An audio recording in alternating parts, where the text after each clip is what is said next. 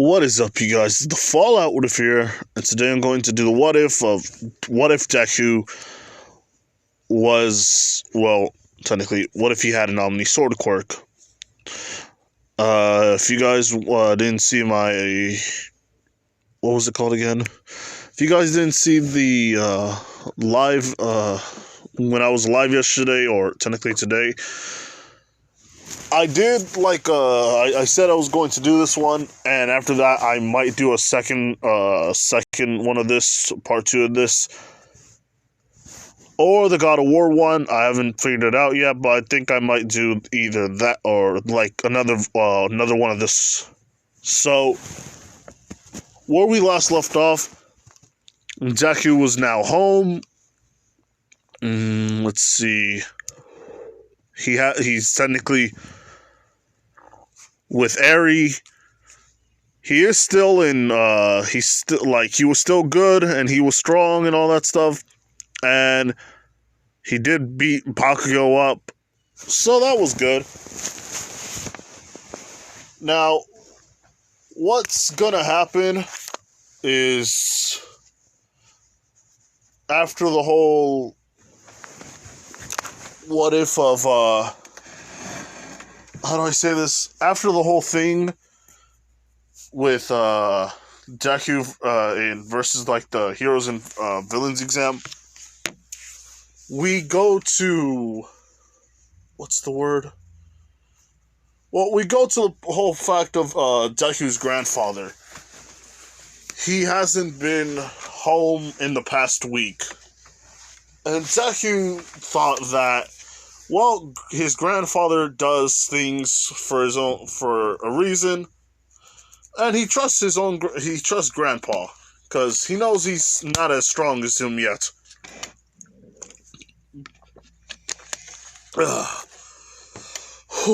So, anyway, Deku goes, and he does have, the day with Eri, since, let's say this is a Saturday. He goes and he talks, and he takes her places. She's fitting in the family very well. It's kind of weird that, well, first of all, Froppy goes and takes care, Froppy, helps, Eri do her own things. There was people that were, calling her weird because she has, a horn on her, and she has white hair, which you technically don't see that all the time, even though everybody else has so many different kinds of colored hair. But with Eri, Deku tells her not to pay any mind to them, because it is not her fault that people are inconsiderate. The world's going to look down on you one way or another. You must accept it, but you mustn't accept what they say to hold anything against you. And this is when Eri says okay, and Deku does walk with a stick. He is still kind of he still has kind of a weak constitution due to his body and, well, severe pain. Deku is with Tokoyami and Froppy, and they all do go to, let's say, a maid cafe. Nothing perverted here, but Deku does enjoy his time with them. He talks to Tokoyami, telling her about how Dark Shadow kept them alive. I didn't bring up Dark Shadow too much because that became a permanent quirk for Deku to always have, because it just stuck to him, and it's not like he could swap them out all willy-nilly, but it can sometimes be suppressed. So, in the very end, Deku does, well, he has his moments with Dark Shadow because he is kind of difficult to deal with, and Deku's noticed that, but he does stick to his guts and, takes charge whenever he needs to. Let's see. After all that, they go around places, and Eri is getting new clothes because technically they didn't have anything for her size. I mean, they do have the traditional clothing that they usually have in their home, but Eri, I think Deku's mind, he thinks, give her like frilly dresses and fluffy dresses, and make her into like a girly girl, because in the very end she does, and she finds stuff like that adorable. So Eric does call her big brother for, let's see, I'll put down on the poll for this one, saying whether or not Deku should be Papa or not. Should he be a big brother to her, to him, or should he be a father? Just let me know down either on the comments or on the poll that I'm going to do after this. But anyway, Deku has heard rumors that that his grandpa went to an organization or went to somebody, and he doesn't know who it is. But they do say it's someone named All For One. And Deku is just thinking to himself, All For One. He doesn't think anything of it. He thinks that his grandfather is not going to lose, especially with the quirks that he has. Nobody should be a threat to him. But Deku will find out soon that not everything is it seems. Now, after that, we head off to, Sunday, where the family has officially started a hunt for Grandpa. Now, Deku never paid any mind to this because he legit thinks his grandfather is something like on a whole nother level. He thinks that his grandfather is even powerful than All Might, which in some cases it's true, in some cases it's not. Deku will find out the hard way. So, after that comes Monday, which we'll say is the USJ, when the USJ attack happens. Now, sorry. Okay, so what happens after that? They go on the bus. Deku is, doing his own thing. He's technically with Froppy, and they talk about their shadows, saying maybe it's not a bad idea that they have them, and Tokoyami at times doesn't like her Dark Shadow, because he's very hard to deal with, and at times it sometimes gets in the way of her day-to-day life. But Deku says it's not that big of a deal. Izuku understands that, they all, her quirk is somewhat, it's somewhat like, alive in its own rights, which technically it is. But Tokoyami knows that no matter what, it's her quirk. She can handle it. She's just got to just prepare for backlash, because it often happens. Tokoyami accepts his words, and she says, all right. She will do better at it, and she will try to have it under control. And Deku says, don't call it an it. Call it a her. Because technically, since, Tokoyami is a female in this one, so is her dark shadow. So he says, say it to her. And Tokoyami says, why? And he says, because like I said, it's all she's also alive, so it's only fair to say she and her. Not saying like she needs pronouns or anything like that, but it's a female, so we all know it's a female, so we just say it's a female. Now, after they go inside, the doors do begin to close, but nobody thinks anything of it. But off in the distance, people do stare and see, like, oh, there's people around there, and, the whole villains are coming out, people thinking it's part of the course. Everybody else knowing that it's not a part of the course, and everybody has to defend themselves.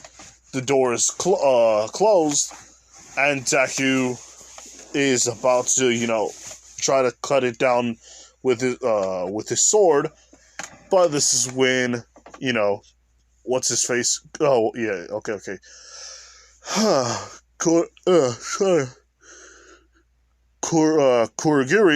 Kurogiri is, well, teleporting them all to their own different places. But in this, Deku grabs his sword and sees that there's fishmen coming. Deku uses his the ice ability that he got from Todoroki's quirk and just starts freezing them by slashing at them, causing them to be in pain within the cold. And Deku using Todoroki's fire side to start hurting and hitting other people. This leads to freaking, the fishmen to, like, attack him with their own, like, ranged attacks. It's a ranged attack if they use water slash, or, like, I don't know, like something like that.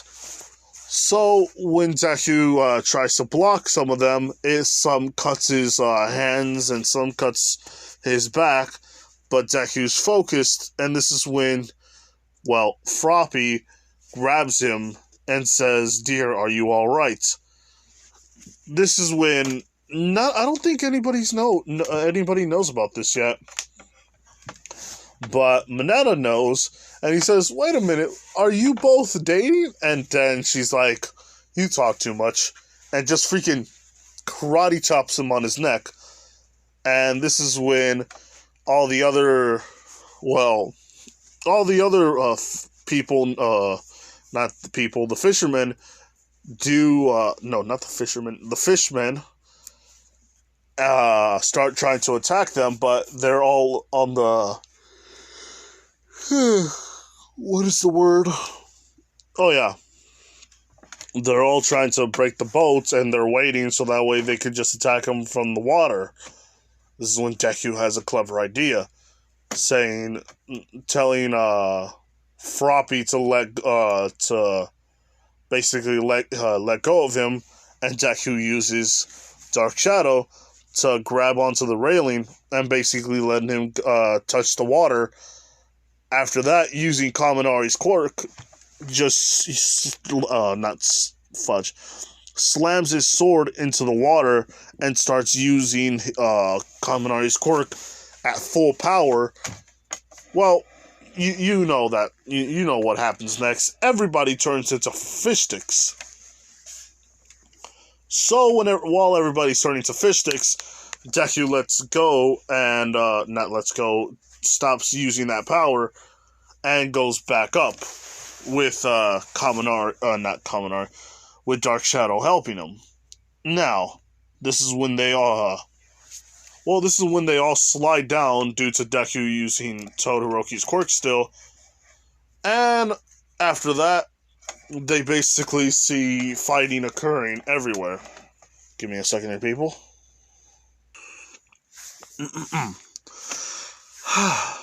So anyway, now that I'm back, here's what's gonna happen.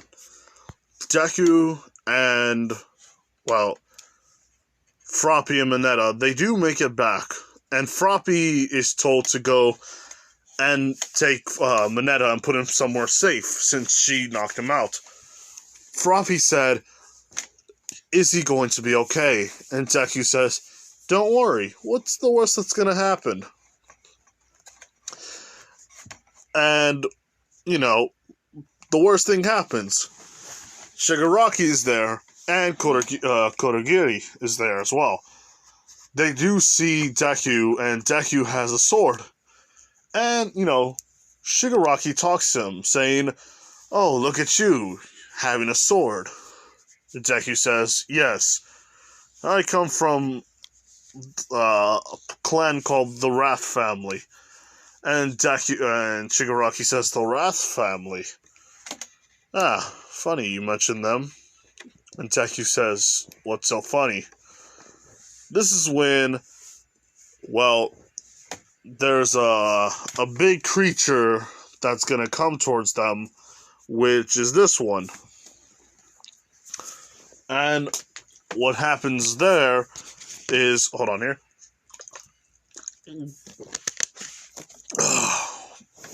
So, this is the Nomu, or a newer version of the Nomu. And this is when Deku says, "Who the heck is this guy?" This is when Shigaraki laughs, says, "Yes, I know, he is so intimidating." Deku says, "What's this got to do with me?" This is when Shigaraki says, "Oh, you didn't know? I talked to somebody, and he says he wanted to fight you. Wanted to test you and see how much of a lesson or training." I didn't get the gist of it all, but my master said okay. And this is when Deku says, who is he?" And this is when Shigaraki says, "You'll know soon enough." And this is when he says, "Nomu, do what you have to do." This is when the Nomu right here basically starts charging at him, and is about to take a slash at him, but Deku decides to go backwards because he threw away Kaminari's quirk on this one, and this is when Deku starts to concentrate, making sure that his whole arm has that weird armor on it, which Deku does understand a little bit now, but he doesn't understand it. You know, he's in there, but he's not in there. So the Nomu goes and talks to not the Nomu. The Nomu basically goes and punches Deku, but Deku sidesteps it and takes a slash at him, saying, You're so big, but you have so many openings on you." And this is when Deku starts laughing a little bit, saying, "You weren't thinking this through, were you, big guy?" And the Nomu basically looks at his leg, and Deku says, "Wait, what are you looking at?" He looks straight at his leg, revealing that his leg is regenerating. And Deku says, "Oh, shit." This is when the Nomu basically is taking a swipe at him again, and again, and again, and again. And Deku is trying to actually, you know, sidestep all of this. And this is when the Nomu gets actually in a weird position, as if he was actually wielding a weapon instead of just, mindlessly hitting him. And the Nomu basically charges at him again, and is about to slash at him, but Deku sidesteps backwards again, leaving the Nomu to actually go even further ahead and actually hit Deku with the weapon. The whole thing was the Nomu understood what he was going to do, and Deku was careless at that time, not knowing that the Nomu adapted to see how he was doing. This is when Deku says, "You really thought you can actually beat me? Alright, I see." And this is when Deku actually is kind of wobbly a bit. And he says, "Oh, I took too much of a hit." I'm thinking now, what is he going to do? He does the perfect idea. He has the idea that he's done to his, combining his father's quirk and his quirk as well. But he has to take off something, and he decides to put this one in his father's. Well, he's going to use his father's quirk and put it on the sword. Now, Deku goes and basically is just charging at him and slashing his sword onto the Nomu's weapon, and the weapon is basically getting hit. But while this is sorry about that. What this is doing is basically causing huge fireballs to keep hitting on the Nomu's weapon, causing it to basically keep pounding and pounding and pounding. And while this is happening, the Nomu just basically sucker punches Deku in the face, causing him to go on the floor and trying to get up. He basically tumbles backwards and actually gets up on this, causing the Nomu to actually charge at him and punches him in the gut. This is when the Nomu grabs his legs and slams him on his back, then on his front. After that, rolling him around and throwing him onto the ground. Deku says, "Why can't I beat him?" And he's wondering that, and he's wondering why is he so strong. Deku says it's now or never, and this is when he uses his grandfather's quirk, which is basically to shoot out a freaking... Well, he uses his gravitational quirk, and in doing that, he basically is sorry for that. He's causing his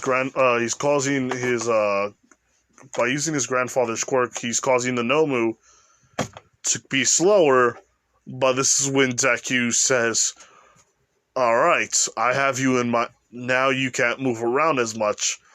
This is when he was going to use his attack, but the Nomu is walking towards him, as if nothing's happening. This is when Deku says, "What's going on?" And he's shooting out even more of his gravitational power. He's putting more strength behind it now, and this is when he's going full blast. This is doing nothing to the Nomu at all. He's just walking, and even though he's a bit slower, he's just a bit slower. It's as if that the quirk isn't even phasing him as much. That's because, since you all know, the Nomu is very strong.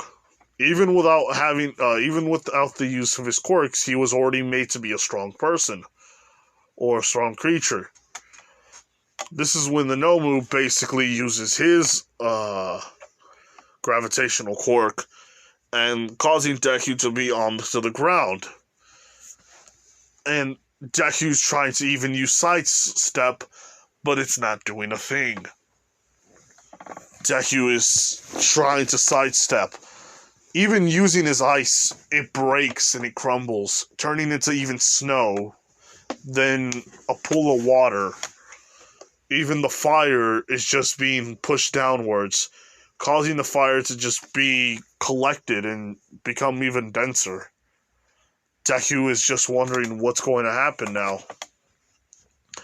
This is when the Nomu walks towards him, and Deku is saying, "Am I going to die this way?" Froppy and the others are trying to help them out. Tokoyami's doing her best, but against Shigaraki and also Kurogiri and all the other villains that are attacking them, it's not as easy as they think. Ida is still there. If you guys didn't remember, they already closed the doors beforehand, so nobody actually got out. So while this is happening, Deku is, well, he's on the ground, and he's trying to get up. But this is when the Nomu is right there, walking towards him, and he basically slams his weapon down on his chest, causing the muscles in his ribcage on his upper torso to break. And Deku's in a daze, saying he wished he was stronger. He wished he got to see people again. He wished he saw Eri. He wished he saw his parents, his siblings, his grandfather, everybody that meant something to him. Tokoyami, what's her face? Froppy. Deku wants to see all of them. And he's trying his best, and even manages to get his hand like a foot upwards and trying to put his sword in front of him, but it basically falls down, and Deku is scared, saying, "I don't want to die," saying, "I want to live." And this is when the Nomu basically grabs the end of his weapon right there, if you guys can see this part, and just stabs it onto Deku, causing Deku to start to fade. And if you guys don't know, he actually starts to, what's the word? The weapon actually stabbed his heart, causing Deku to become dead. Everybody sees, not everybody, the only people that see this is Froppy, since she can see it. Todoroki, let's see, Jiro, and let's say Kirishima. They can all see it, but nobody else sees it besides them. They saw at least parts of it, but they knew what happened they knew what happened to Deku. So they feel bad, and they're fighting harder to try to at least protect the others. And Deku is right there saying goodbye. Or not goodbye. I'm sorry about that, people. He just yells out that he wants to live, and he wants to be there for everybody. And this is when he's sitting down on a mat. And this is when his grandfather comes to him and says, "Oh, so Izuku, you're finally back. It's nice to see you." And this is when he says, "Grandfather, what are you doing here?" And basically the conversation goes like this.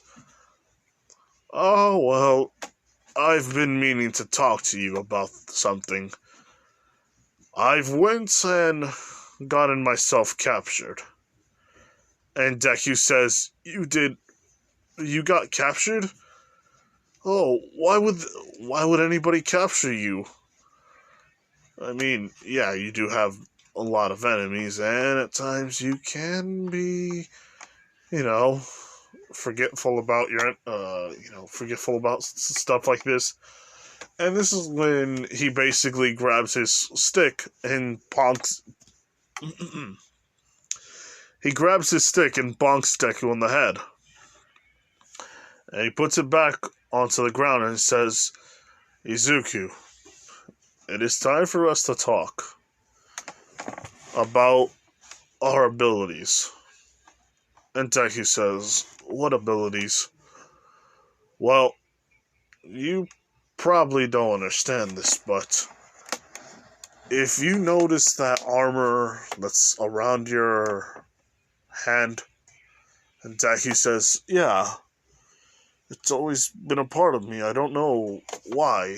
I think this is probably my quirk. And the grandfather says, no.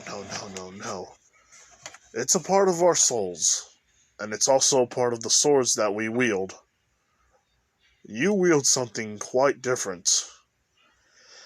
You can only reach the power of your arms.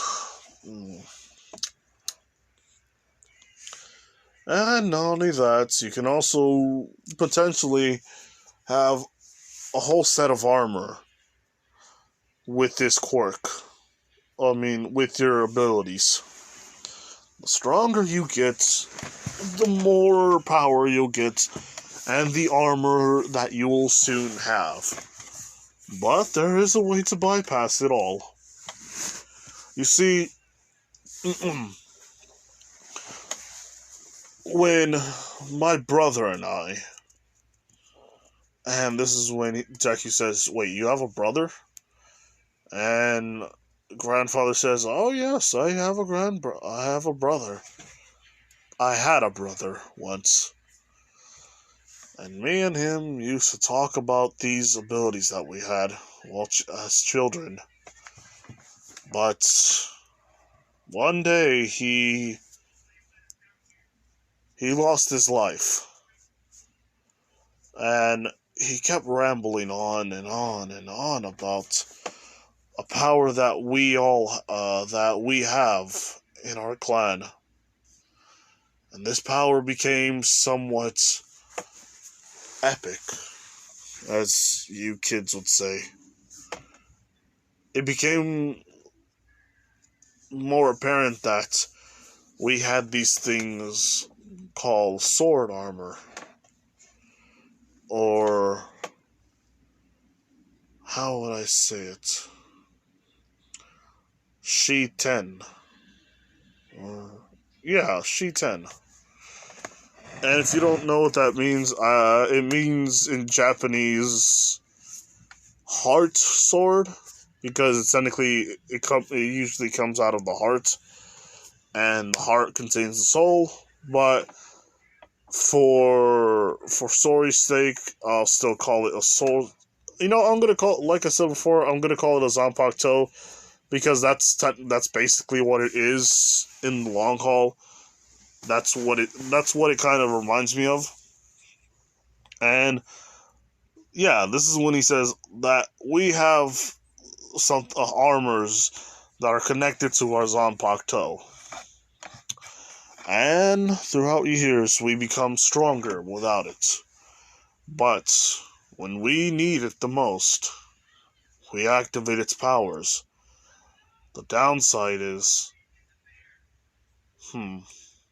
well, the only downside about it is we have to get stronger by absorbing either the blood of our enemies, or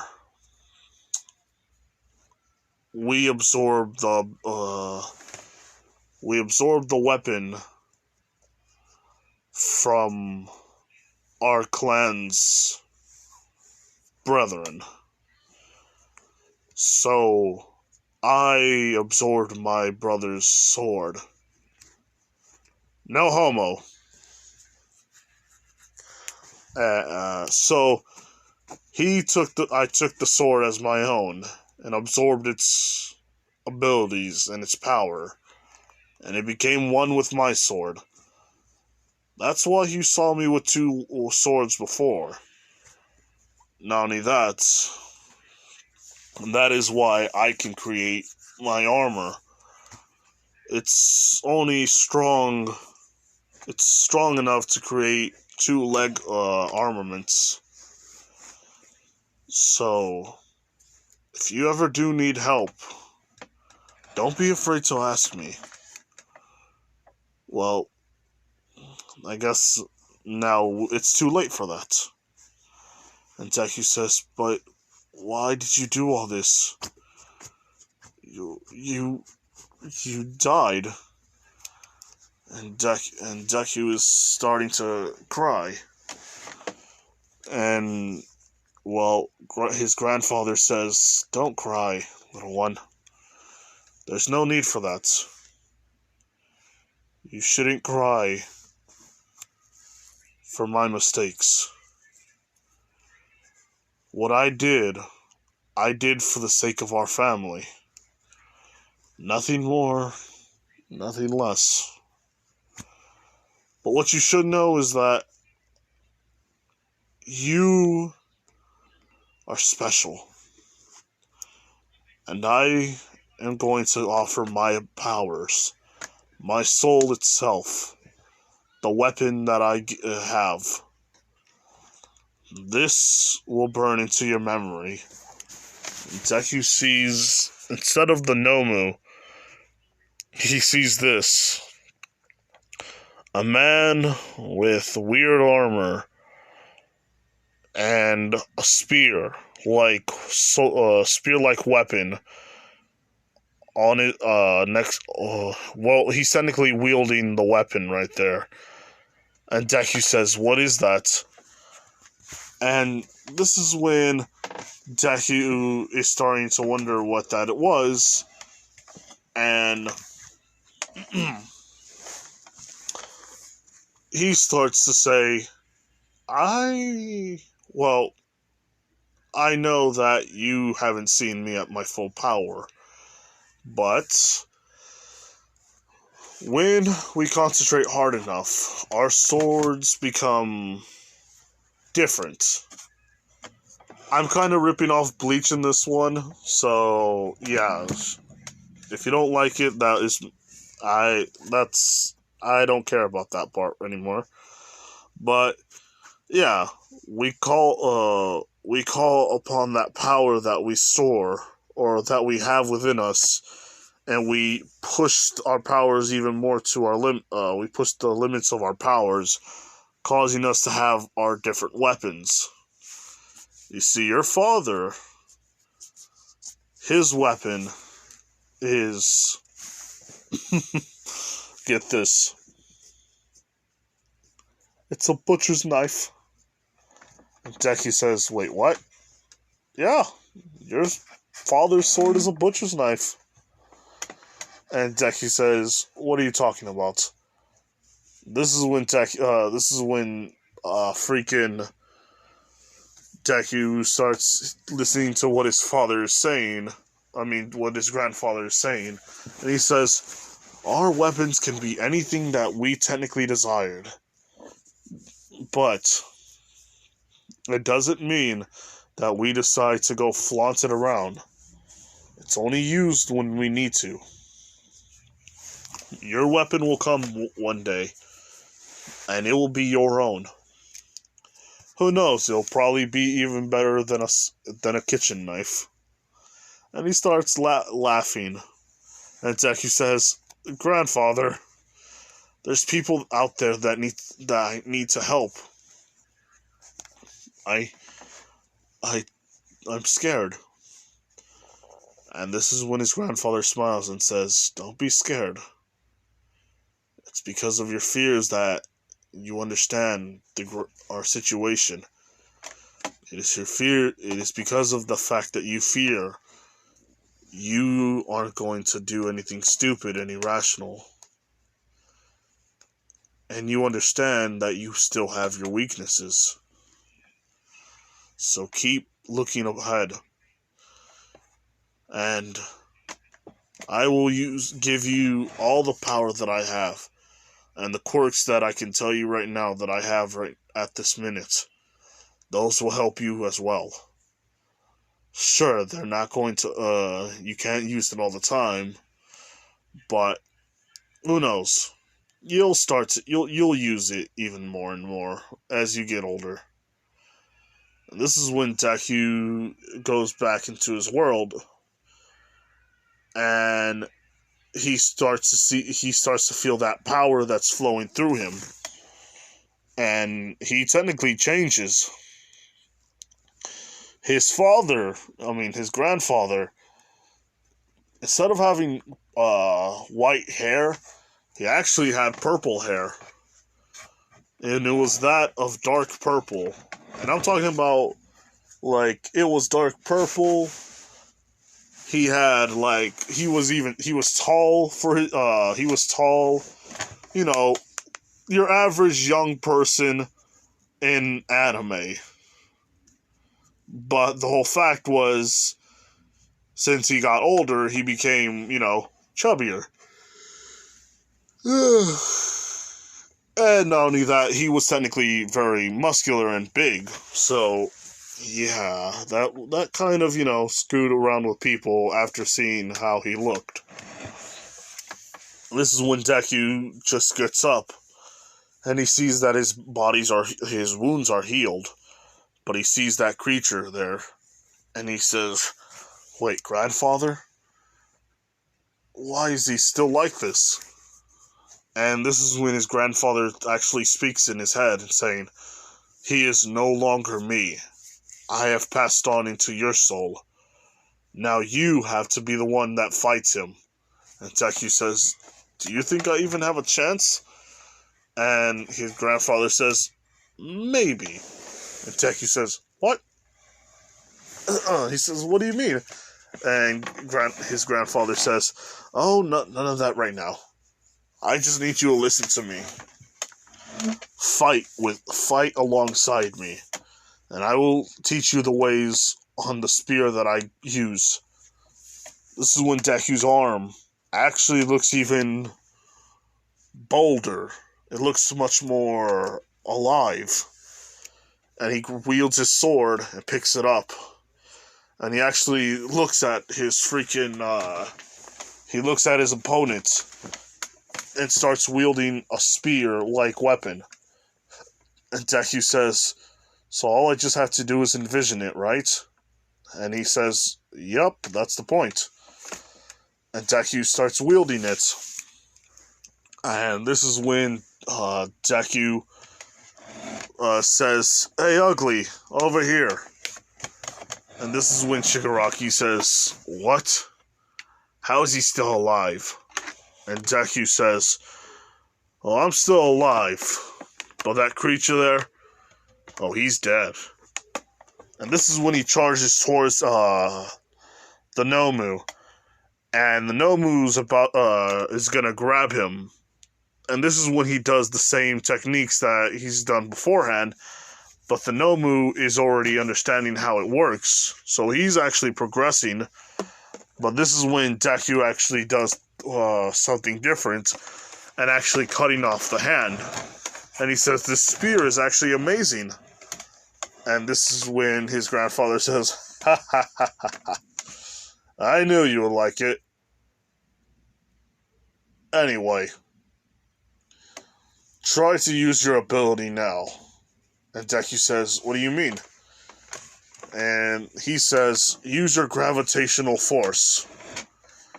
And this is when he says, "Now, aim it at the person that you want to push away with gravity. And get close to him." And after that, Deku gets close enough to him. And he uses his ability 100%. And actually, what happens is the Nomu is actually pushed backwards. And he's actually flying a couple of feet away.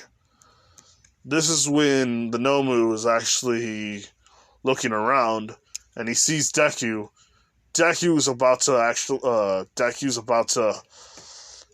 to get hit, but he sees but this is when Dark Shadow actually protects him, and he sees Tokoyami, and after that, the Nomu sees a foot on his face, kicking him even more back, actually wondering who was that right there, and it was Froppy. And this is when Deku says, "Oh, hey, you two. How are you?" This is when Tokoyami says, "So you decide to die and not even tell me goodbye." And this is when she basically hits him on his chest, and basically like hitting him on his chest, but not actually hurting him. Deku says, "I'm sorry. Look, I didn't want to die either way, but I had no choice."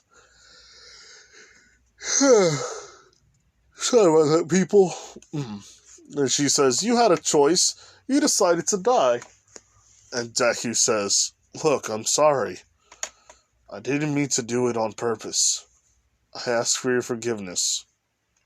This is when Tokoyami says, "You better apologize." And Deku says, "Alright, I need you two to get away from here as far as you can." And this is when Deku just starts to use Todoroki's quirk. And this is when Deku just charges at freaking the Nomu. While it's happening, basically everybody is fighting against well, not everybody. Most of the Class 1A is actually fighting against Shigaraki and what's his face? Hold on. Kurogiri. So while the fight continues, Deku is there, slashing at freaking Nomu's right leg, and after that, using freaking ice in his the ice side of Todoroki's ability, and just starts shooting out so much ice. And when I mean so much, I mean there's already a glacier full.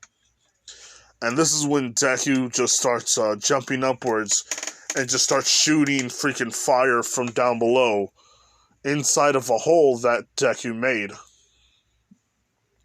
This is when Deku starts shooting out fire and ice. And he keeps shooting so much out that he's using his grandfather's quirk and causing the ice to go faster downwards, causing the fire to become denser and denser and denser. While this is happening, the freaking Nomu's encased in ice, and so much ice that it becomes technically frostbite, or not frostbite, Sub-Zero, like, I forgot what the words are, but the permafrost. It becomes like that for so long that Deku keeps pushing these two together, and together, and together, causing steam to build up. And this is when Deku just says, "I thank you, grandfather, but I got to defeat this creature on my own." And this is when he starts using his sword and basically hitting it, sorry about that, people. He's basically slashing horizontally, causing the fire and ice to be pushing the iceberg. That is technically probably half the size of the USJ. So while this is happening, the ice and the fire are just continuously burning and cooling off, causing so much steam to actually pop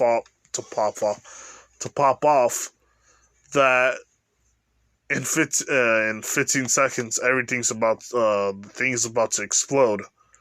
And this is when Deku just tells everybody to come to go around him, and he just starts like throwing everybody inside the portal. And while this is happening, everybody in Class 1A is actually getting out of there. Because everybody at least went towards each other after finding out, and they decided to retreat. And while this is happening, the Nomu's actually feeling now the burning sensation of that steam. And more steam. And more. And more. And the Nomu's actually starting to burn. Starting to melt his skin. And this is when it's trying to get out of there. But the ice is so thick that punching, especially with muscles that are not even there anymore, it's a hard thing to do. But after the 15-second mark, Shigaraki finds out what's happening, and he tells Kurogiri to leave now, and they would have to tell, All For One what happened.